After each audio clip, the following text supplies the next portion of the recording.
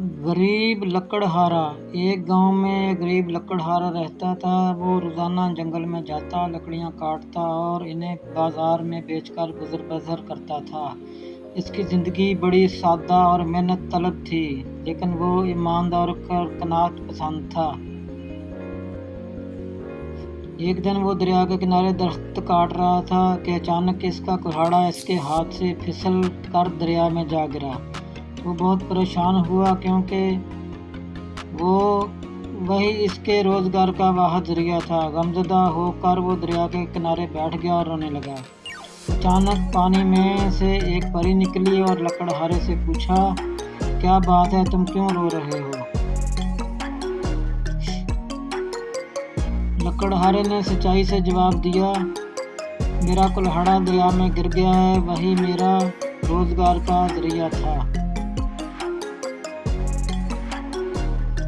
परी मुस्कुराई और दरिया में गोता लगाकर एक सुनहरी कुल्हाड़ा निकाला और पूछा, क्या ये तुम्हारा कुल्हाड़ा है? लकड़हारा हैरान हुआ, लेकिन ईमानदारी से कहा, नहीं, ये मेरा कुल्हाड़ा नहीं है।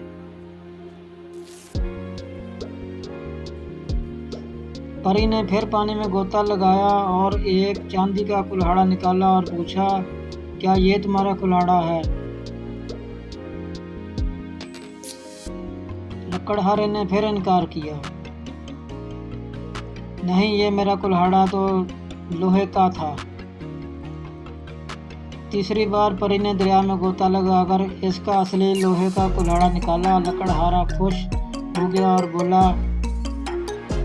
हाँ, यही मेरा कुल्हाड़ा है।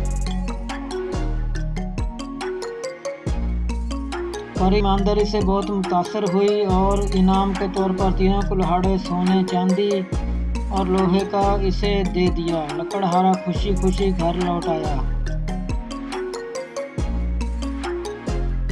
नतीजा